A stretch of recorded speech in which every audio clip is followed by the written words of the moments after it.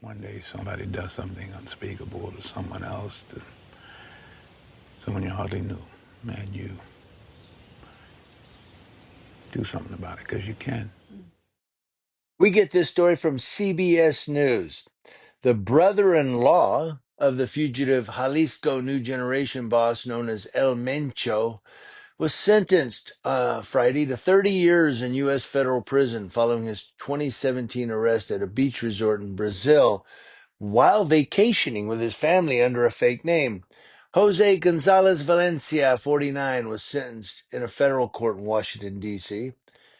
Prosecutors said that for years he orchestrated prolific drug trafficking operation using a semi-submersible and other methods to avoid detection and provided weapons to one of Mexico's most powerful cartels.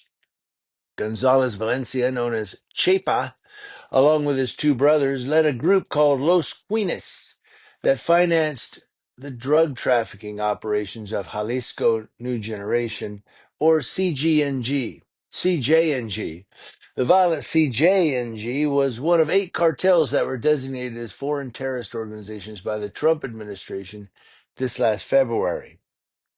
Gonzalez Valencia's brother-in-law is CJNG leader Nemesio Ruben El Mencho Oseguera Cervantes, who for years has been sought by the U.S. government. The State Department also announced that it was sanctioning 5 CJNG leaders, including El Mencho, as specially designated global terrorists. Also sanctioned this week was CJNG Regional Commander Audius Flores Silva, who the State Department said controls clandestine laboratories used to produce methamphetamine and other illegal drugs trafficked to the United States. Now sanctioned as well was CJNG Commander Ricardo Ruiz Velasco, who is the prime suspect in the shooting death last month of 23-year-old Mexican influencer Valeria Marquez during a live stream. That was that social influencer. Velasco and Marquez were believed to be in a romantic relationship, the State Department said. Now, the State Department is offering a reward of up to $15 million for information leading to the arrest of El Mencho and up to $5 million for information leading to the arrest of Silva. Meanwhile, El Mencho's son-in-law, Christian Fernando Gutierrez Ochoa, appeared in the same courtroom earlier Friday to plead guilty in a separate case to money laundering conspiracy charge. Gutierrez Ochoa was arrested toward the end of the Biden administration last year in California, where authorities have said he was living under a bogus name after faking his own death and fleeing Mexico. Together, the prosecutions reflect the U.S. government's efforts to weaken the brutal Jalisco New Generation cartel that's responsible for importing staggering amounts of cocaine, methamphetamine, and fentanyl into the United States and track down its elusive leader, El Mencho, not El Chapo, El Mencho. The Trump administration has sought to turn up the pressure on CJNG and other cartels with the Foreign Terrorist Organization designation. That's the FTO designation, which gives authorities new tools to prosecute those associated with cartels. Quote, you can't totally prosecute your way out of the cartel problem, but you can make an actual impact by letting people know that we're going to be enforcing this and showing that Mexico is being cooperative with us, and then ultimately trying to get high-level targets to sort of set the organization back, said Matthew Gagliotti, who leads the Justice Department's criminal division, in an interview with the Associated Press. Now, President Trump's Justice Department has declared dismantling CJNG and other cartels a top priority. And Gagliotti said the U.S. in recent months has seen increased cooperation from Mexican officials.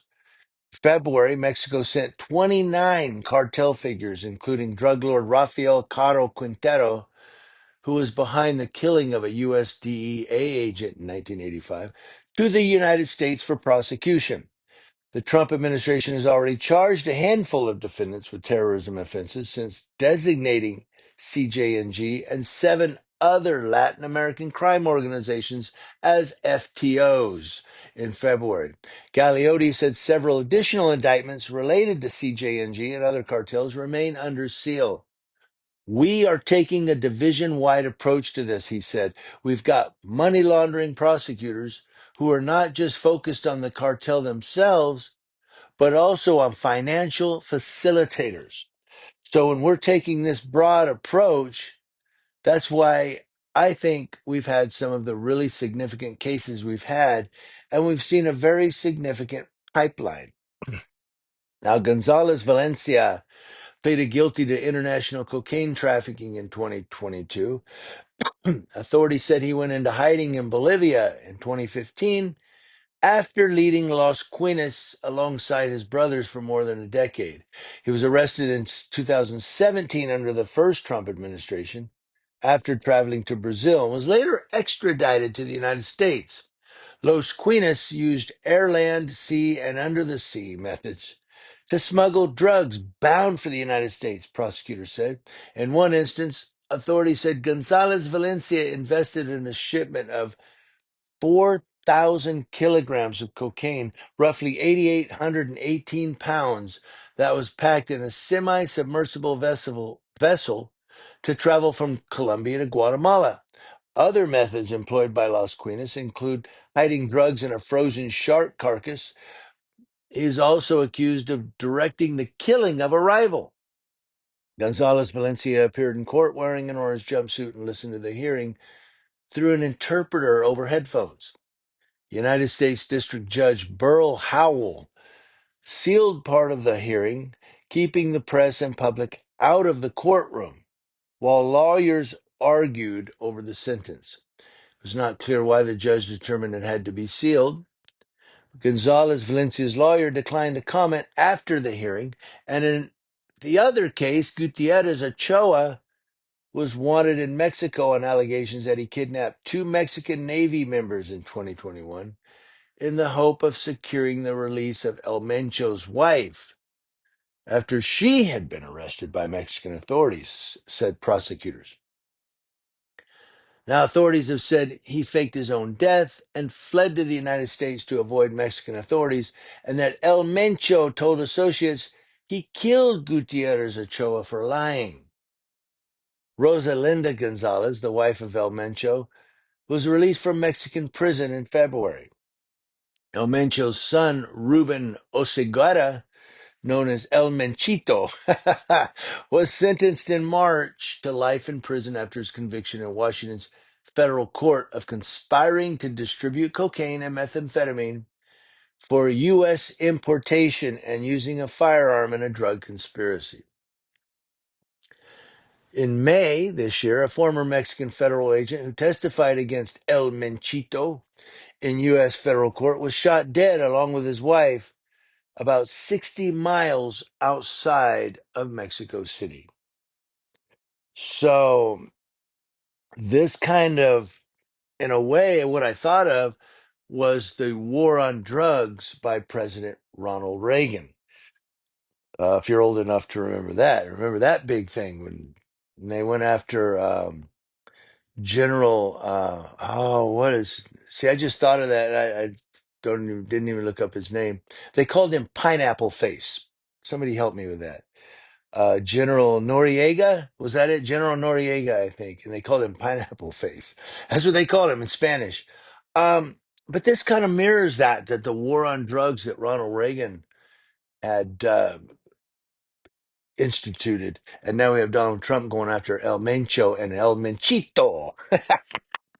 I don't know why it makes me laugh, um, but they're breaking up the cartels in Mexico, and they're breaking them down. And San Bernardino County as well has these operations where they're going after these gang members, and they're getting ghost guns, getting automatic rifles off the streets. They're going after these marijuana farmers up in the low or high desert, Apple Valley and Adelanto and those places, because they are attracting cartel members who are coming up and committing crimes from South America and Mexico to the United States, particularly San Bernardino County. But again, you know, I'm not advocating or supporting this, but it seems to be a lot of money in that, right? But there's a lot of getting your throat slit too. What do y'all think?